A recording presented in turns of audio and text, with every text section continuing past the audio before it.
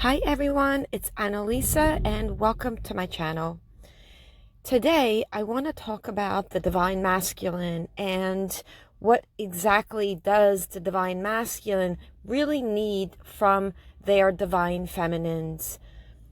As we know, this connection is a connection of the one soul. Yes, there are two bodies and two different minds. However, there is one energetic field. So it is key in this connection for the divine feminine to continually bring their energy back to themselves. So what exactly does the divine masculine need? They need you, divine feminine, to not need the divine masculine. So anytime that you are pushing your energy towards them, they are repelling away. They are running away from you. If you are still needing them, thinking and really ruminating about the story, you are putting your mind towards your divine masculine, they have no choice but to pull away. So that is not what they need, right? They need you to not need the divine masculine. And I know that's a paradox, right? Because if you are one soul, then how is it that there is separation going on? So because you are one soul, it's your energy, divine feminines. It is simply your energy. So anytime that there is addictive energy going on with stalking their social media, rereading text messages, looking at photos, anything like that, and everyone's push energy is going to be a little bit different. So really recognizing what your push energy is. Anytime that this happens, they have no choice but to pull away. Now, let's talk a little bit about when the divine masculine comes back in a strong sexual energy. So although it may appear that they want to be with you intimately in the 3D, when that happens and you are not in soul and you have not balanced the energy, which can take quite a while to do, yes, the experience will be beautiful, but they will pull away because you are still wanting and needing them. The divine masculine does not want you to need or want them. And when you don't need and want them and your energy is neutral, is when they can come back in and stay for longer periods of time.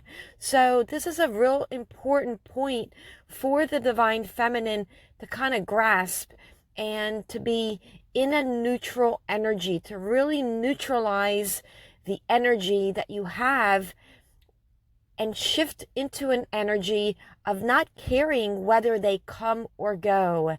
And I know this isn't easy. If you just began your journey, as we all know, there is highly extreme addictive energy in this connection because the divine feminine wants to do everything for the divine masculine, wants to make sure that they're always available, that they're giving the divine masculine all their love.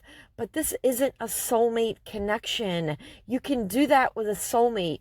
You can push energy. You can do everything for them. And there is no push energy where they will pull away and never come back again.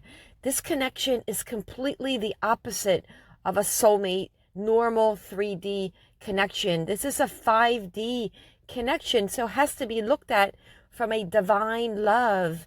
Your divine masculine wants you to love yourself unconditionally to the point where you no longer need them. And that is not an easy shift to reach, is it? But it certainly is doable as you continue to pull your energy back. Really look at where you are lacking. Because if you are still feeding the energy, that is the energy that somewhere within yourself you are still in lack. And that is perfectly okay. It does take time to really figure out where you're lacking and really look at those core wounds so you can begin to neutralize those core wounds and let them go once and for all. Because if you are still triggered and your core wounds are being brought up, then there's still a little bit of more work to do inwardly, and that is perfectly fine. So your divine masculine wants you to be independent, wants you to focus on yourself. When you focus on yourself, you allow space for your divine masculine to come back in. So they need you to be in your God and Goddess power, because as we know in this connection, gender is irrelevant. You could be a male or female as the divine feminine, and the divine masculine can be male or female. So bring your energy back to yourself, divine feminines. You have to go first. Your divine masculine cannot do this work, the inner work, without you going first, without you stepping into unconditional love for yourself and showing that love to others on the planet, with others that you are interacting with others that you are meeting, with others that you work with. Not by any means saying that this is easy. It is not, and you will be triggered. And this is when you begin to really work on being present. How do you bring it back to the present moment, right? And this journey is teaching you how to live in the present, where you are no longer thinking about everything that happened in the past, and you are not worried about what is going to happen in the future. And I know this is not the way we are used to living. We are always used to living in ruminating about the past, especially the core wounds, right? Especially being stuck in that lower D energy and feeling signs and emotions and feelings of depression, of sadness, of anger. And all of this is where the divine feminine has the inner work to do, because we know that the divine feminine holds core wounds. They hold the lower dense energies and has experienced a lot of trauma in their lifetime. So it is really key to really neutralize those wounds and really work on letting it go and working on the ego mind. What is holding you back from stepping into the best version of yourself, right? And we know that fear plays a big part of this. And a big part of this journey is letting go of fear, because you cannot be in unconditional love and be in fear at the same time. So really letting go of the fear and stepping into love and trusting that your creator has got your back. Your creator, if you trust enough, will continually guide and open doors for you. So surrendering and trusting is a big part of this journey. So your divine masculine needs you to step into your sovereignty, to step into your highest version. So divine feminines, continue to work on you. Continue to focus on you. Try not to put the energy onto your divine masculine.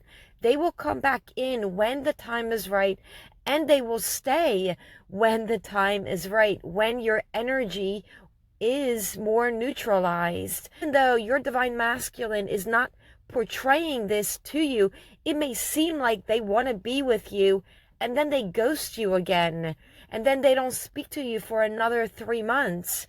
So really looking at your energy here and pulling that energy back to you. So when they do come back in, they come back in a very peaceful and masculine energy. So if you need help in pulling your energy back in, I talk about everything you need to know in my detox workshop. It begins on Monday the 23rd, so feel free to check out my website and get more information on that. I also have a Facebook group, Twin Flames Journey of Self. So if you need more help, feel free to join my Facebook group. Sending you all so much love.